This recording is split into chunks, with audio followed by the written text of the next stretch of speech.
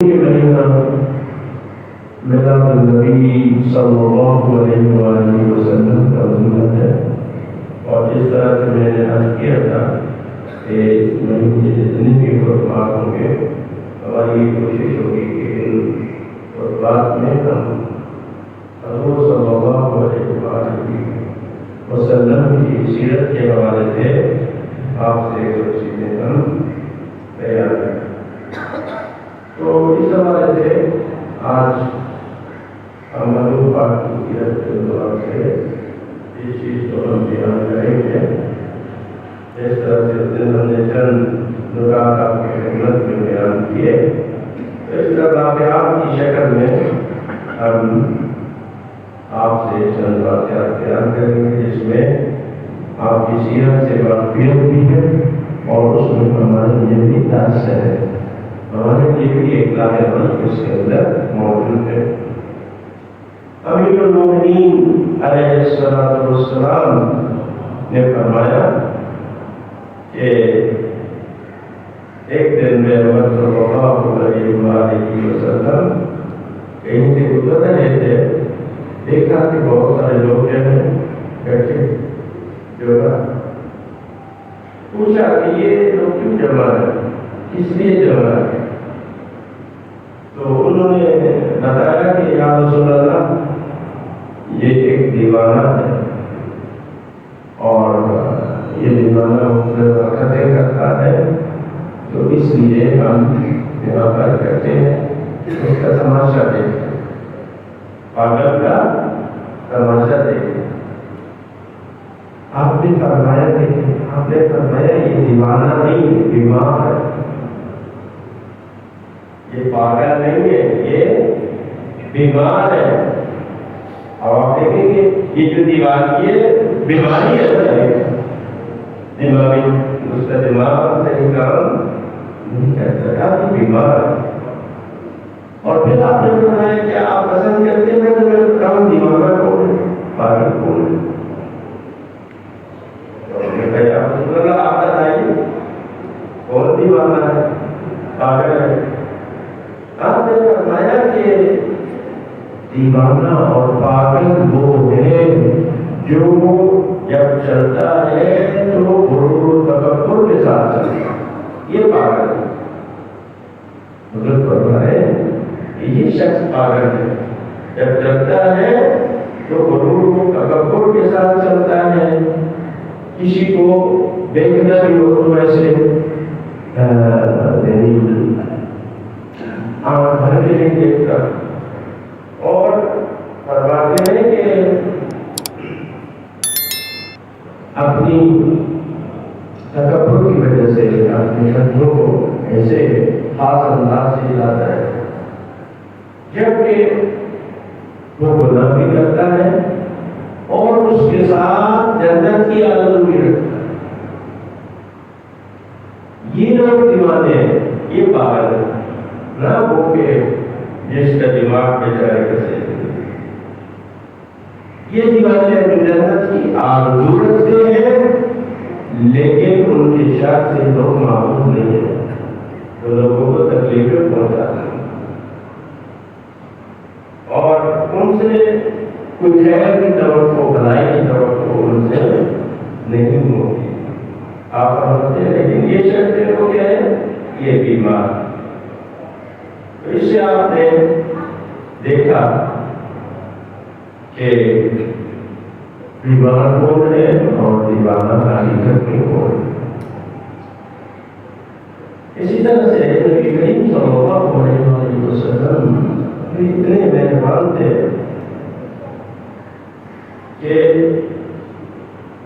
لوگ جو ہے جب بچہ پیدا ہوتا تھا تو لوگ حضور پاک کی خدمت میں جاتے تھے تاکہ حضور ان کے لیے دعا کرے، تاکہ بابرکت کو اس کا نام رکھیں۔ تو کہتے ہیں کہ حضور پاک کیا کرتے تھے، جب وہ بچہ لے کے آتے تھے آپ اس بچے کو اپنی گود میں اٹھا دیتے تھے، اور کبھی ایسا بھی ہوتا تھا کہ جو وہ بچہ ہوتا تھا وہ حضور کے گود میں پیشاب کر دیتے تھے۔ تو اب جو والدین ہوتے ہیں وہ بڑے پریشان ہو جاتے ہیں، جس نے حضور پاک کے کپڑوں کو نجس کر دیا ہے اور یا چیخ مارتے یا ڈانٹتے بچے اور پریشان ہو جاتے ہیں۔ تو آپ صلی اللہ علیہ وسلم ان کو منع فرماتے کہ ایسا نہ کرو، فرماتے تھے دیکھو میں اپنے لباس کو پاک کر دوں گا، دھو دوں گا، لیکن تمہارے سیکھنے سکھانے سے بچے کی نفسیات کا یا اس پر جو اثر پڑے گا اس کا کوئی اللہ نہیں ہو سکتا۔ تو میرے بچے میں ایسی خوف کی اس چیز کی کوئی بیماری پیدا ہو جائے اس وجہ سے میں اپنے لباس کو دھو دوں گا، مجھے پھر زیادہ پاک دوں گا۔ تو یہ آپ کی مہربانی کی ایک اعلیٰ ترین مثال ہے۔ اور پھر اگر کسی سے مثلاً غلطی ہو گئی کوئی اس میں بھی قصور ہے کیا ہے تو اس سے بھی حضور کس طرح سے درگزر نہ ہوتے تھے اور اس طرح کا درد عمل حضور صلی اللہ علیہ وسلم سے ساتھ ہے۔ اچھا حضور پاک کسی کی بھی جیسے اردن بھی ایک بتایا پڑھے یہ توہین نہیں کرتے تھے۔ اگر کسی عمل سے کسی مومن کی حقارت، تحقیر یا توہین کا پہلو نکلتا تھا حضور صلی اللہ علیہ وسلم خود اسے بناتا تھا۔ مثلاً دیکھیں اگر ایک شخص سوار ہے اور اس کے ساتھ ایک شخص پیدل چل رہا ہے تو حضور اس کو پسند نہیں کرتے۔ کیوں؟ جو شخص سوار ہے جو پیدل چل رہا ہے اس کی عزت میں فرق آتا ہے۔ آپ کے ساتھ اگر کوئی پیدل چل رہا ہوگا آپ اسے منع کرتے یا اس کو اپنے ساتھ سوار کر لیتے سواری کے اوپر۔ یہ خود آپ کی مہربانی کا ایک نمونہ ہے، کیونکہ جو امیر لوگ ہوتے تھے یا وہ آج بھی ایسے کسی کو اپنے ساتھ نہیں بٹھاتے۔ آپ کی گاڑی میں کسی غریب کو کوئی اپنے ساتھ نہیں کرتا تو نہیں بٹھاتے تھے۔ حضور کیا کرتے تھے؟ گھوڑے پر ہوتے یا گدھے پر یا خچر پر سوار ہوتے آپ اس کو اپنے ساتھ بٹھاتے تھے، اور اگر ساتھ نہ بٹھا سکتے یا وہ نہ بیٹھتا تو پھر آپ اسے فرما دیں کہ میرے ساتھ نہ چلو بلکہ تم دوسرے راستے سے چلو، فلاں جگہ پہ پہنچے گے وہاں پہ ہم ملیں گے۔ یعنی اپنے ساتھ کسی کو اگر آپ سوار ہوتے تو پیدل چلنے کی اجازت آپ صلی اللہ علیہ وسلم نہیں دیتے تھے۔ یہ آپ کی اعلیٰ ضروری کی مثال ہے، اور آپ کسی بھی بے جا امتیاز کے قائل نہیں تھے۔ یہ جو اللہ نے فرمایا نا ان کا اللہ خلق عظیم، ان چیزوں میں آپ تلاش کیجیے۔ ٹھیک ہے، بہت چیزیں ایسی ہیں جس کو ہم بھی اپنے اس وجہ سے نہیں اپناتے۔ ایک دن کہیں پر آپ سفر پہ جا رہے ہیں تو راستے میں کہیں پہ آپ رک گئے اور طے پایا کہ وہاں پہ کھانا بنائیں گے اور کھانا کھائیں۔ جیسے اس زمانے میں کوئی ریسٹورینٹ نہیں ہوتے تھے تو جو مسافر سفر کرتے تھے وہ اپنے کھانے پینے کا سامان ساتھ لے کے جاتے تھے اور راستے میں جہاں کوئی موقع ملا کھانا وغیرہ بناتے تھے۔ تو اب کام تقسیم ہونے لگے کہ کون کیا کام کرے گا۔ کسی نے اپنے ذمہ لے لیا کہ میں یہ بھیڑ کو ذبح کر دوں گا، کسی نے کہا اس کا چمڑا میں کھاؤں گا، کسی نے کہا میں گوشت بناؤں گا، کسی نے کہا بھائی آگ میں جلاؤں گا، کسی نے کہا کھانا میں کھاؤں گا، کسی نے کہا میں پانی بھر کے لاؤں گا۔ تو اس طرح مختلف کام جب تقسیم ہو رہے ہیں تو حضور پاک نے فرمایا کہ اس کے لیے لکڑیاں میں اکٹھی کر کے لاؤں گا، جلانے کے لیے جو استعمال ہوگی یہ لکڑیاں میں اکٹھی کر کے لاؤں گا۔ تو صاحب نے عرض کی یا رسول اللہ ہم غلام حاضر ہیں، ہم کس لیے ہیں، آپ کی تکلیف کرنا ہے۔ آپ نے فرمایا نہیں، آپ نے فرمایا مجھے اچھا نہیں لگتا کہ میں اپنے آپ کو اپنے دوستوں کے درمیان ممتاز سمجھوں کہ میری کوئی الگ حیثیت ہے، میری کوئی الگ وہ شان ہے۔ اگرچہ آپ کی شان سب سے بلند ہے، لیکن آپ نہیں سمجھتے تھے اپنے ساتھیوں میں سے اپنے آپ کو جدا نہیں سمجھتے تھے۔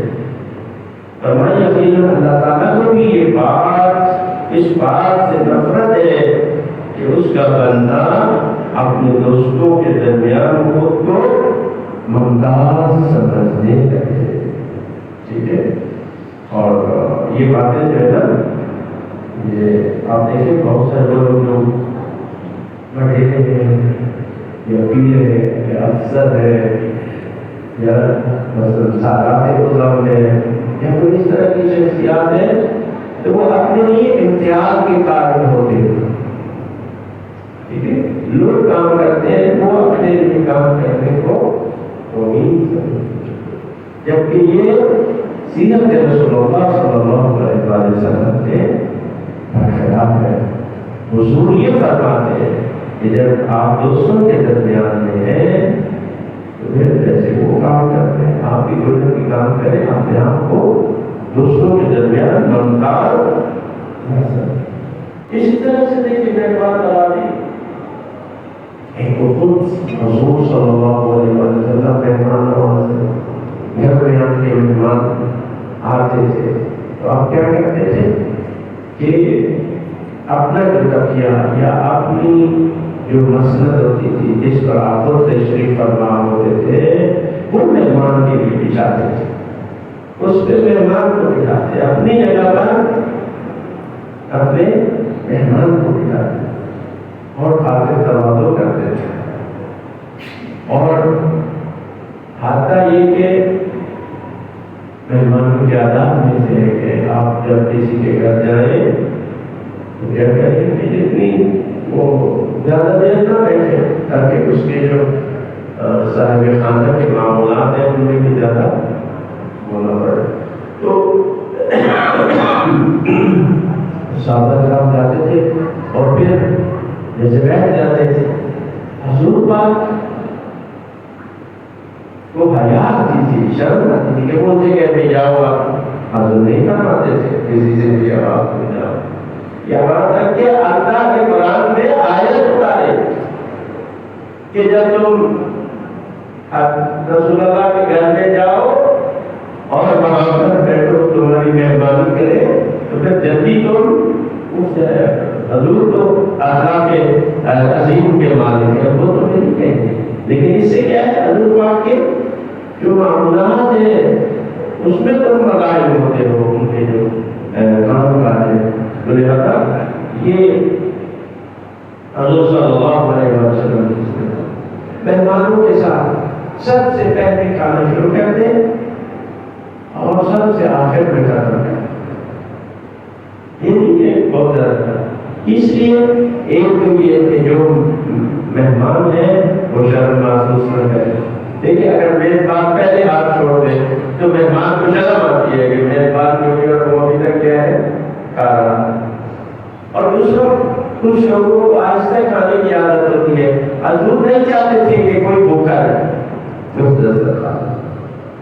تاکہ جب حضور آخر تک آتے یہ جناب فرماتے تھے تو سب لوگ پھر اس طرح پیٹ بھر کے کھانا کھاتے، تو حضور چاہے دوسروں کی کسی محفل میں جاتے یا اپنے گھر میں بناتے تو اس طرح سے آپ کا معمول تھا۔ حضرت سلمان فرماتے ہیں کہ اگر کوئی آپ کا رشتہ دار آتا تو آپ اس کی زیادہ خاطر مدارت کرتے، اس کا زیادہ احترام کرتے، اگر کوئی رشتہ دار آتا، یعنی غیر رشتہ دار کی نسبت اپنے رشتہ دار کا زیادہ احترام کرتے۔ تو روایت کرتے ہیں کہ ایک دن محمد صلی اللہ علیہ وسلم کی امام صادق علیہ السلام کی روایت ہے، آپ کی ایک رضائی بہن آئی۔ رضائی بہن سمجھتے ہیں مومن کے لیے جس نے حضور کے ساتھ دودھ دیا، یعنی کسی ماں سے دودھ کے جیسے حضور پاک صلی اللہ علیہ وسلم دودھ دیا۔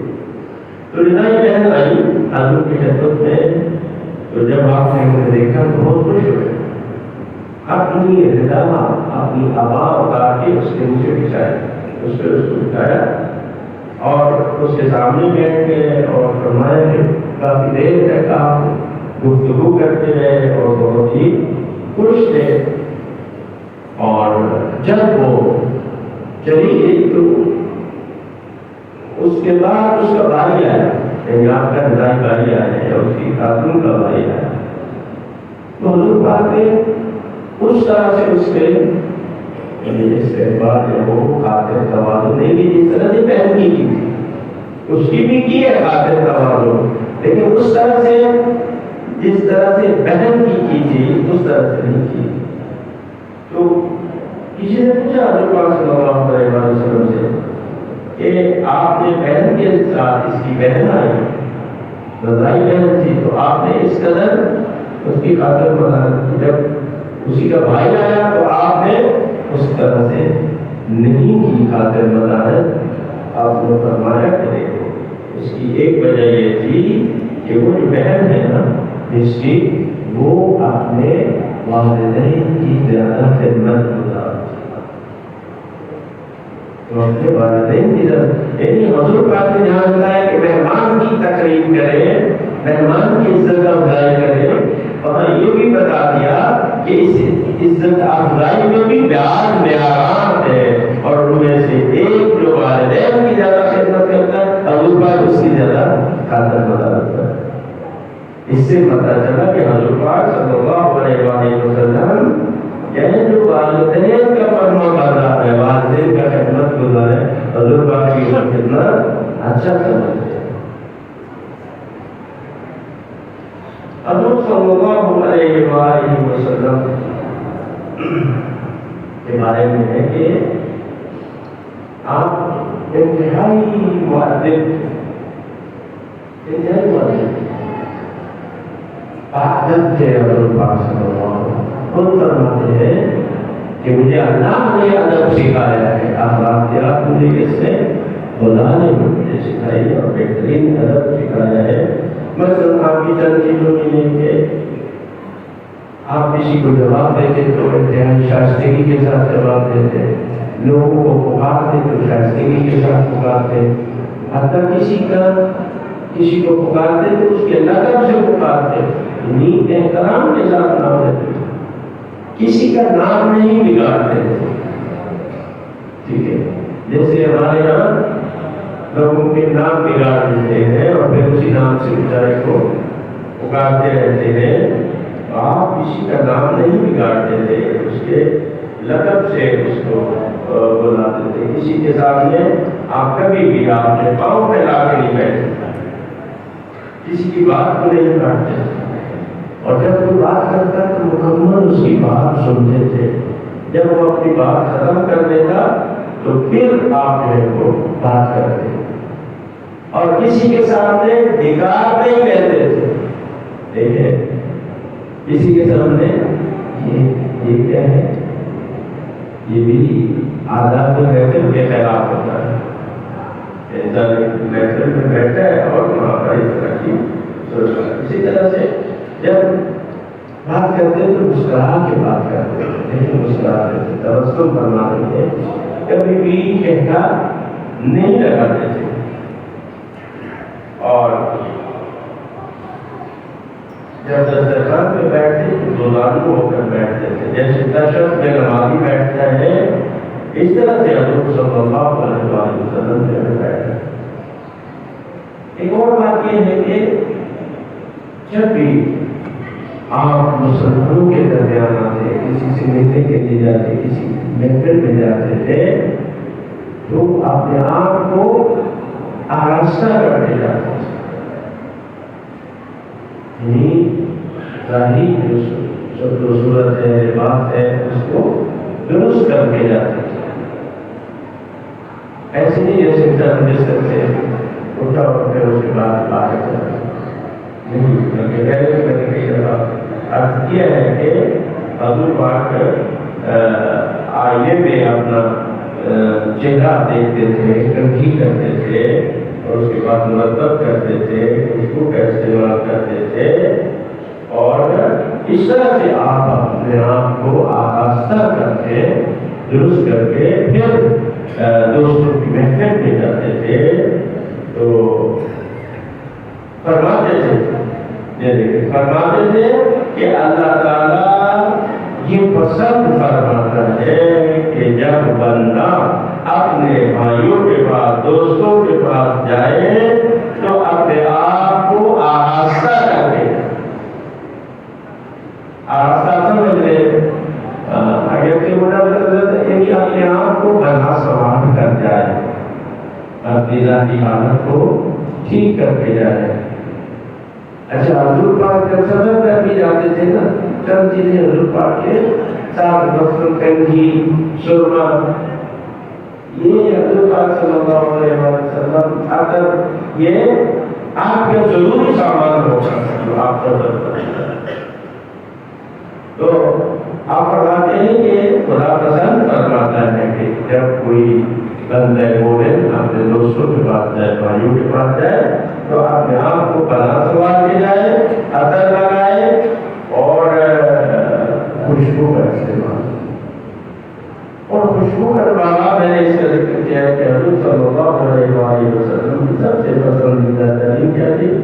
خوشبو. سب سے زیادہ آپ خوشبو کو پسند کرتے تھے اور آپ کے جو بجٹ تھا اس میں سب سے زیادہ حصہ آپ عطر پر خرچ فرماتے تھے. کہ آپ کے بدن عطر کی بھی خوشبو جس راستے سے آپ گزر جاتے دو دن وہاں سے خوشبو اور لوگ آپ کی خوشبو سے پتہ چلا لیتے تھے کہ یہاں سے حضور صلی اللہ علیہ وسلم کا گزر ہوا ہے. بس آخری بات یہ ہمارے لیے بھی ہے کہ جناب مہمان اللہ کہتے ہیں کہ ابو الہیثم صحابی تھے انہوں نے کھانا بنایا اور حضور پاک کو بھی بلایا اور آپ کے صحابہ کو بھی دعوت دی. جب تمام اصحاب کھانے سے فارغ ہو گئے تو حضرت صلی اللہ علیہ وسلم نے فرمایا اپنے صحابہ سے کہ اپنے بھائی کو ثواب پہنچاؤ اپنے بھائی کو ثواب پہنچاؤ. انہوں نے کہا یا رسول اللہ ہم کیسے اس کو ثواب پہنچائیں؟ تو حضرت نے فرمایا کہ جب بھی کوئی شخص کسی کے گھر میں جاتا ہے وہاں پہ کھانا کھاتا ہے چائے پیتا ہے پانی پیتا ہے کچھ بھی کرتا ہے وہاں سے چیز کا بھی اس کی پذیرائی کرتا ہے فرماتے ہیں تو یہ اس کے لیے دعائے خیر کرے. یہ جو مہمان گیا ہے یہ اس کے لیے دعائے خیر کرے. فرمایا کہ اس سے اس کو جو ہے وہ ثواب پہنچتا ہے میزبان کو ثواب پہنچتا ہے.